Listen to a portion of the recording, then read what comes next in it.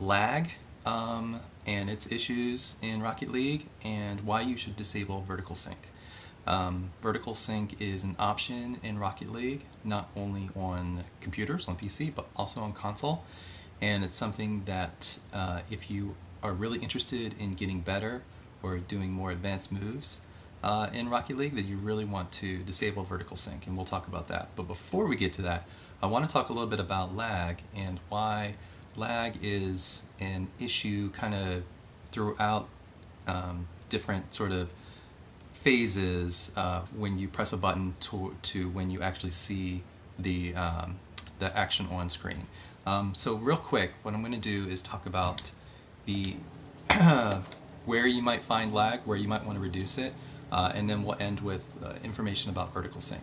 So first off, when you have input delay coming from controllers, and so when you have a controller that you press a button and then you have to wait just very short amount of time for the action to come on screen. And when that happens, that's called input delay. And there's always going to be a little bit of input delay, like fractions of a second. The problem is some controllers are worse than others. On computers, the DualShock 4 controller may have more input delay, and especially if you're using it wirelessly. So you probably want to plug this in if you're using a computer. On PlayStation 4, if you're using this, as you can see, the newer controllers have this little light strip up at the top. These newer controllers you can actually plug in with a USB cable, and then there's an option you can enable to basically send data from the controller to the PlayStation through the cable as opposed to through Bluetooth. It's supposed to reduce latency, but a lot of people have tested it and says it doesn't really do that. So it's up to you whether you want to do that on PlayStation if you have one of these newer controllers. But if you are using a computer, then you probably do want to plug it in, if at all possible, to reduce that latency. So again, that's the input delay. Now a lot of people will call lag input delay basically from the point you press a button to what you see on TV, and essentially that is what it is. But there's also other names for it. It could be input lag, display lag. It could be called response time, but that's something different, and we'll talk about that in a moment. So just in the very beginning, when you press a button, how long it takes for this controller to send the information to your system, that's input delay. You also have delay or lag when in your system. So your system basically has to process it. And we'll talk about a couple different ways that there's lag. We'll talk about vertical sync later. That's definitely one of them. The other one, of course, is frame rate. Right, so everybody knows about frame rate. Most people know about frame rate. On consoles, it's about 60 frames per second or lower, typically that this game runs. And on computer, it just depends on your computer. So the thing to remember about like your frame rate is that if you have like a 30-second or 30, I'm sorry, like if you're using a computer like a laptop like I have, and you're only getting like 30 frames per second, then when you press a button, it's not going to register as quickly as if you have like a high frame rate. And then also for vertical sync, we'll talk about this later, but vertical sync essentially introduces a little bit of lag or input delay as well, and I'll kind of explain that. Beyond that, your system has to send the information to your TV. Typically, if you're using like an analog type of cable, like component or composite cables, there's going to be a little bit more lag versus using a digital like HDMI cable, and that's just because your display is typically a digital display and it has to convert that. For most people it's not an issue, but it's just something to kind of keep in mind that there is a little bit of latency just between that connection between your system and your monitor.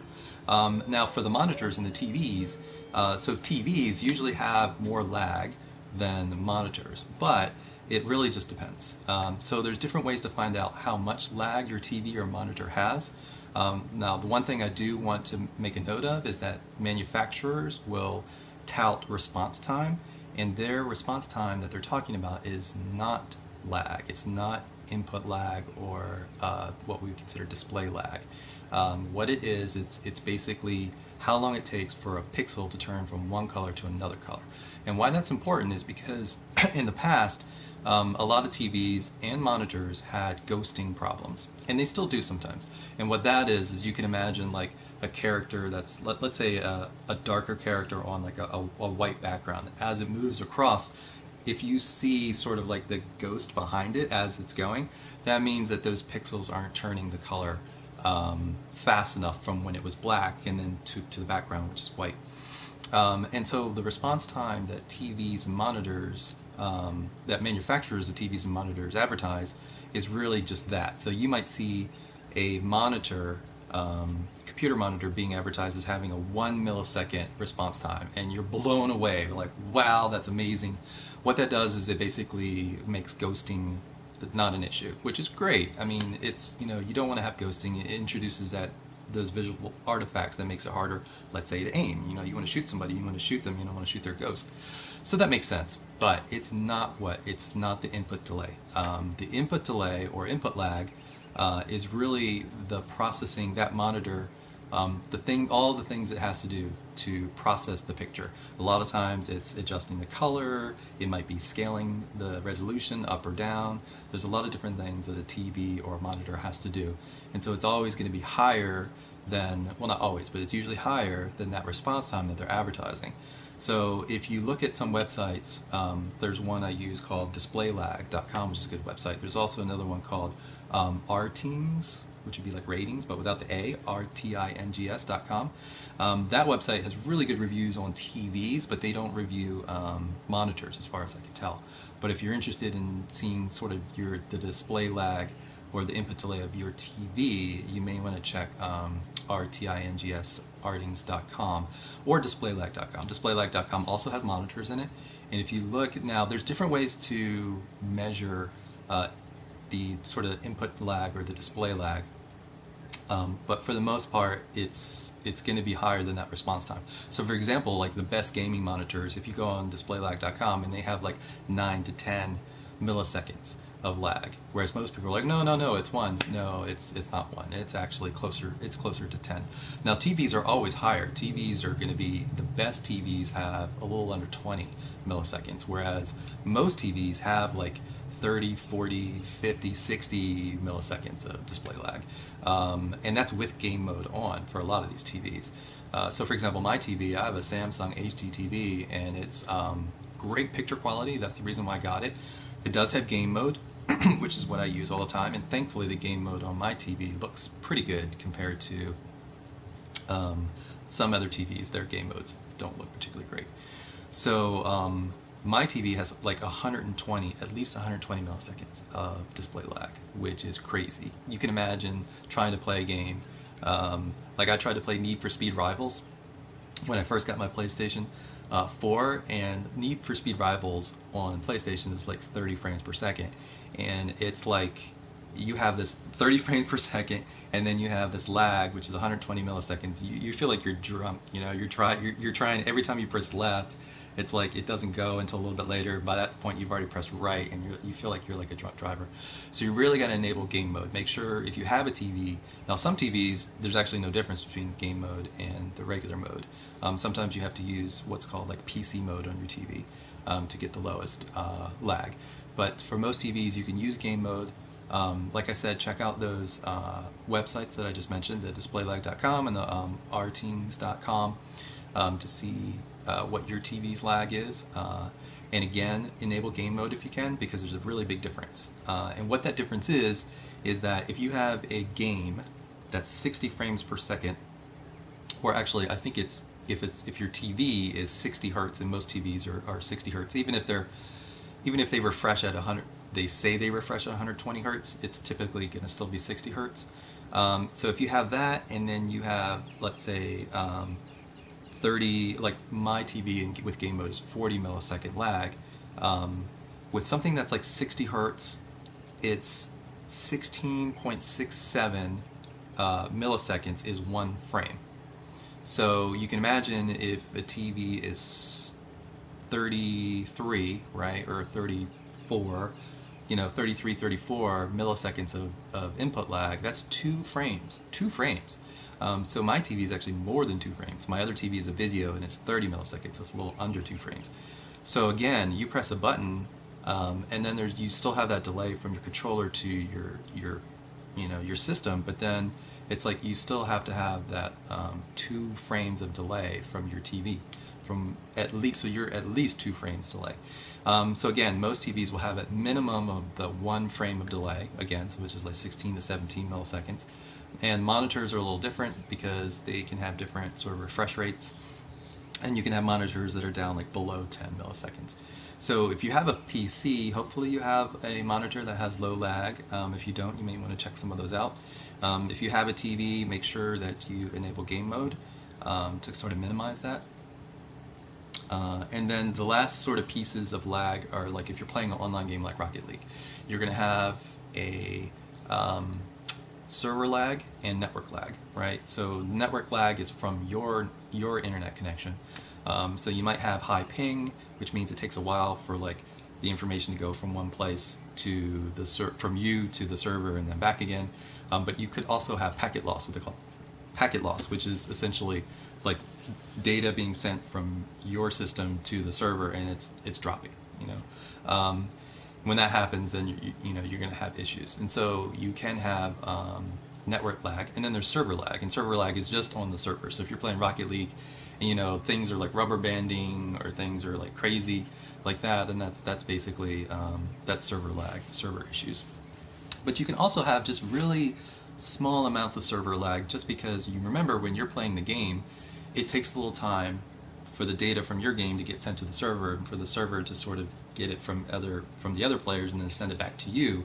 And so what it's doing is it's predicting where you're going and where the ball is going, and it's kind of predicting all these things to sort of get ahead of itself, so there's not as much lag. And so funky things can happen sometimes where you think the ball should have been hit a certain way and it didn't get hit a certain way, and sometimes that's just because of that sort of server delay, and a lot of times it's because of the prediction, not because the servers are bad, though the servers are often bad in Rocket League.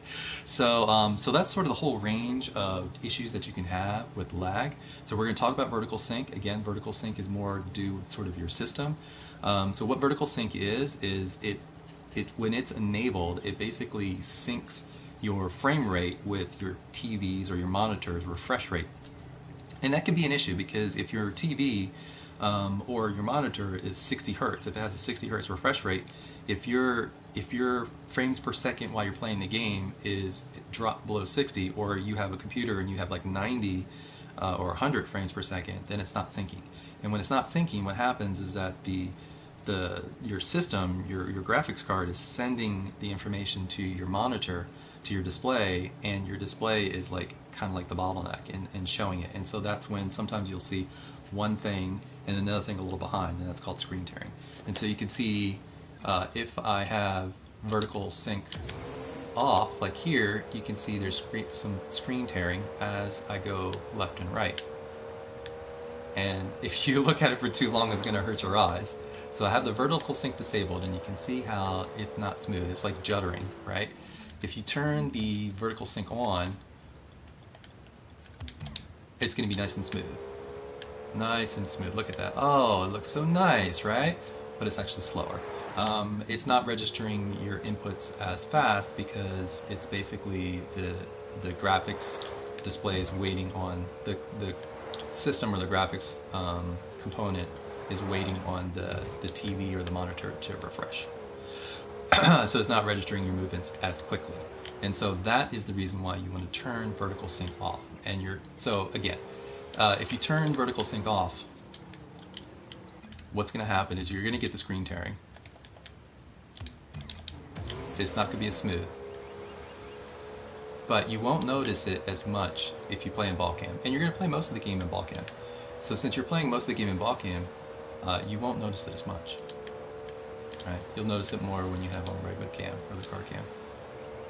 But what will be a benefit of turning vertical sync off is all these little inputs that you put in, these fine little movements, will be registered and registered better by the system and displayed better. So for example, let me go ahead and turn vertical sync back on. When you're dribbling or you're doing aerials, or let's say you want to try to do some air dribbles or things like that, it's hard to do little fine movements, quick, real fine movements, if you have the vertical sync on. because there's that little bit of delay. So it's kind of hard to keep the ball on your car. It's harder to do little fine adjustments in the air for aerials, and it's harder to really keep in touch with the ball on air dribbles. So if you're interested in doing air dribbles, you really need to turn that vertical sync off. But all the pros, they turn the vertical sync off. All the most competitive players, if you're a competitive player, you need to turn that off. Even though it looks bad, you'll get used to it. It may hurt your eyes if you really look at it, but you won't be focusing on it if you have ball cam on, or if you don't have ball cam on, you're still going to be focusing on the ball, so you're not going to notice it as much as you might think.